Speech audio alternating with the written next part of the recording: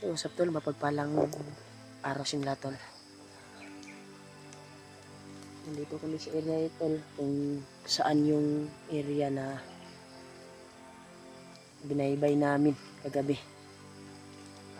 May natanong kaming mama na isang matanda na itong daanan na ito ay patungong bayan. Kaya nakapag-desisyon kami ni Julio,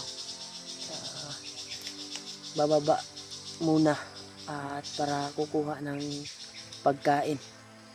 At isa din sa plano namin na para bisita din namin yung pamilya namin, dahil hindi namin to inasahan eh.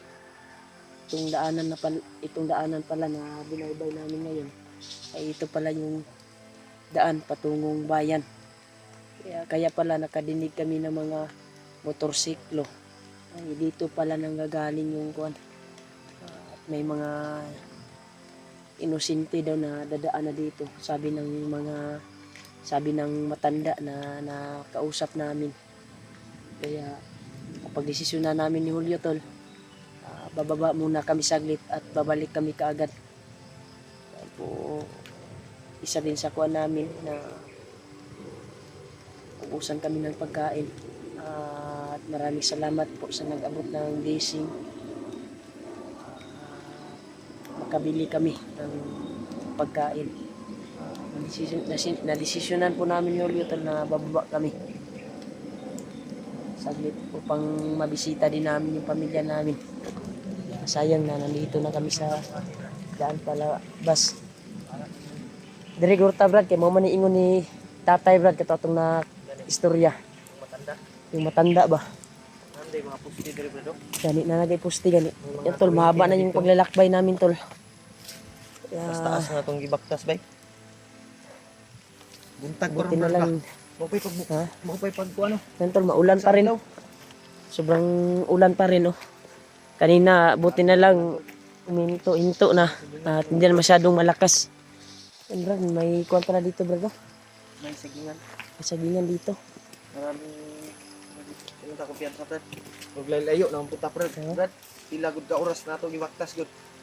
Ayo na gid ta. Nalangkat gud ang sapatos oh, pag binaktas. Baka Patahit ko ang sapatos.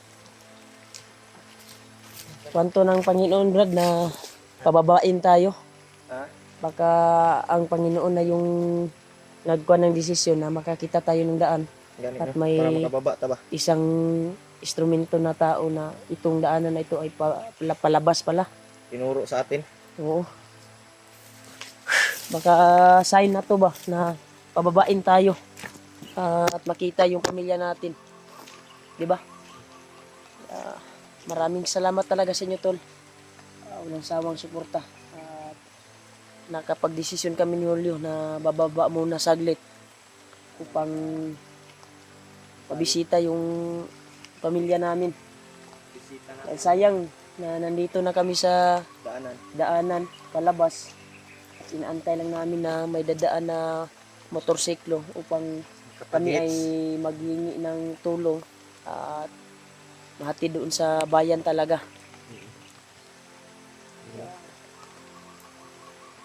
Ano yung sinasabi ko brad? Salamat ta kay tatay brad na siya yung nagturo. Sa daanan na to ba. Oo nga. Brad, ato lang yung kanon brad. Kakuan lang kitag na mo agi ron.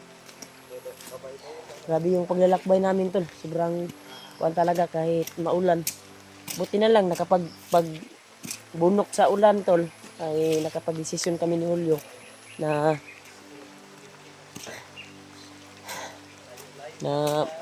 nagpasilong. Kaya ngayon hinto na. Kuan na kami. Baybayin namin to. Itong daanan na ito. Tama-tama din. Wala na din kaming pagkain.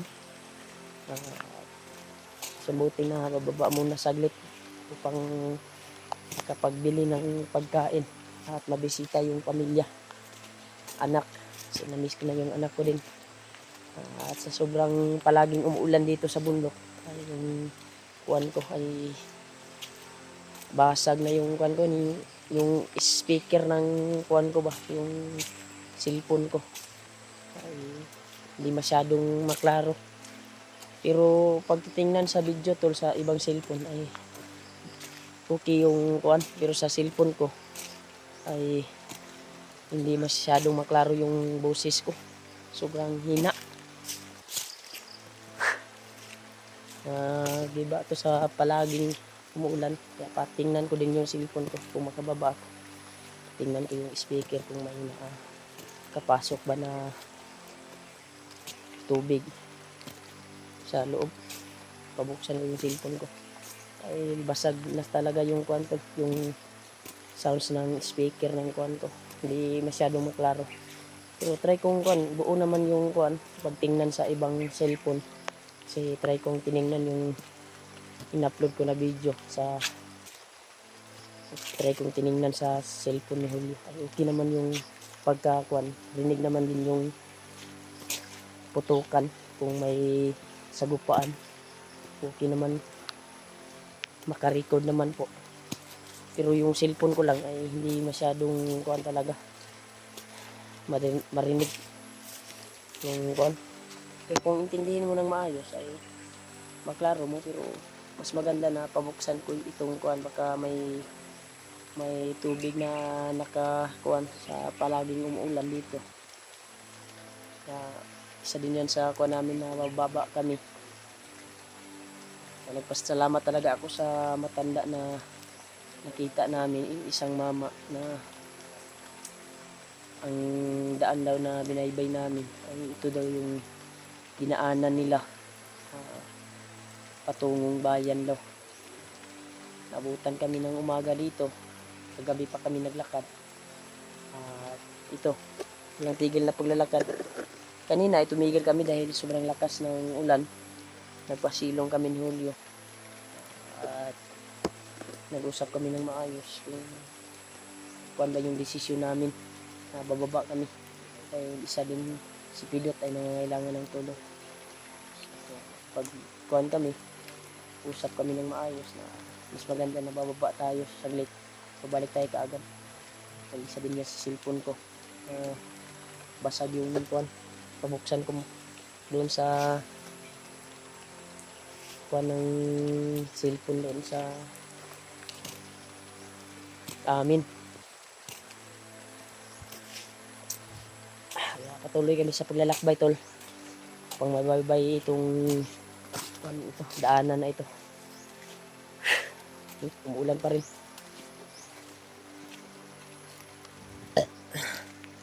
Umuulan pa rin tol. At napakakuan talaga yung ulan. Inday-inday yung ulan ba. Hindi masyadong malakas kasi kanina yung malakas talaga. Bunok.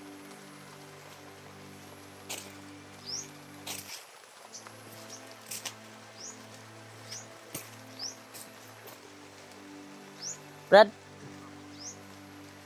okay ra ka? Sakit ka tiyan bay? Gutom na guro ni. Sobrang gutom na siguro.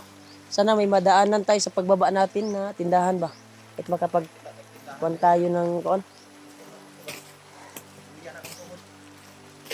Kapag yun makarelax tayo, biskan kuan lang.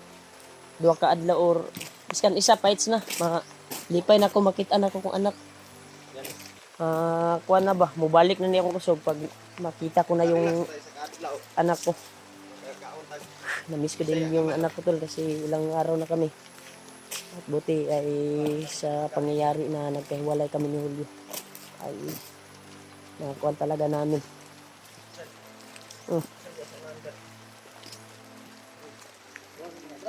Uy, siminto na brad. Grabe.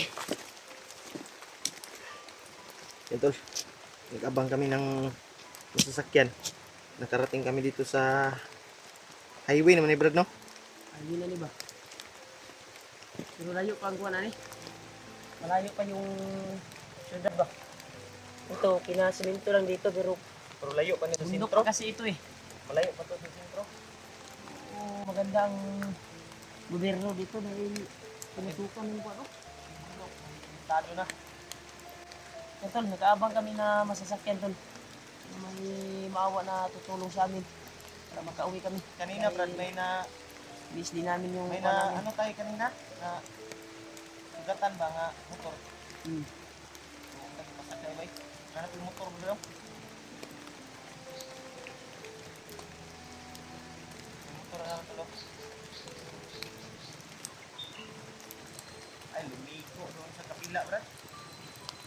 Lakot sa atin bro. Lumiko sa pikas ka. Ano eh, mga dalag doon, ano? Takot sa amin tol. Hindi pasakay. Ibalik bro. Bumalik. Ha? Bumalik. Balik ko ba eh? Takot siguro sa amin itong mga kwantol. Kala siguro nila bandido tayo. Dito ba? Dito, wala. Hadro, kurus na, sundalo. Ano na, sundalo eh. Tol, sana tol ay may dadaan dito na 4 wheels at makakuan kami.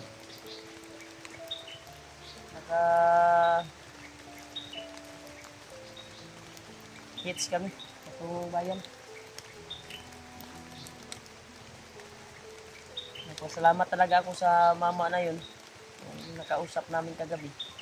Yung naglakbay kami ngayon. Totoo yung sabi niya. Tungkuan talaga ay patungong bayan. Kaya try nating magtanong Brad kung may dadaan Brad. Try nating magtanong ulit. Ito, motor. Yung motor.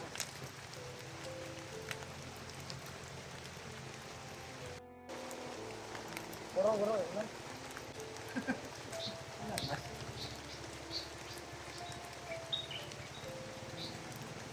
Grabe yung mga motor ba? Hindi ko. Ini dito ba? Mga motor dito ba? Yun lang yung dumaan, Brad.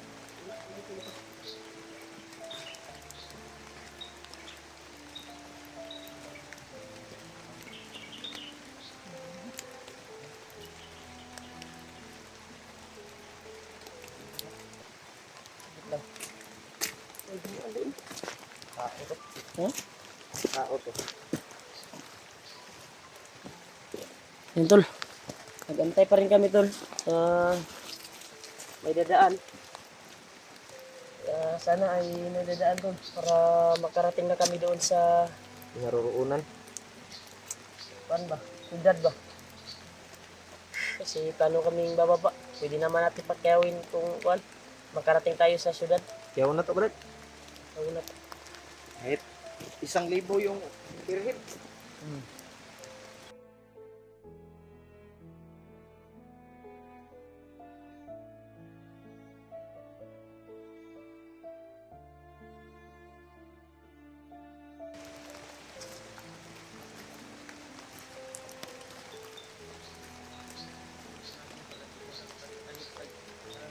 Kyanan ba? Ang elf gani. Ang mga bunggo ba? Talagang lumaan to. Ito, walang dumaan tol. Dito tol. Ha? Walang dumaan. Kahit sa tatag. Kyanan ba?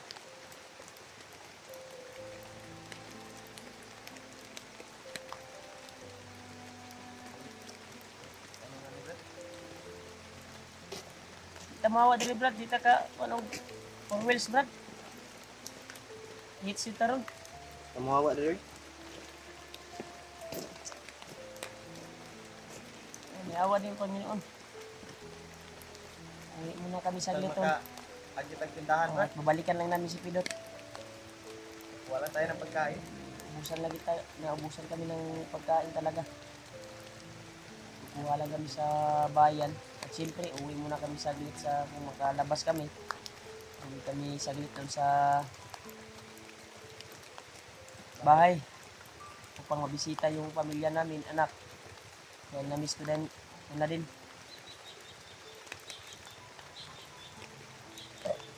Grabe rin. Saan ta?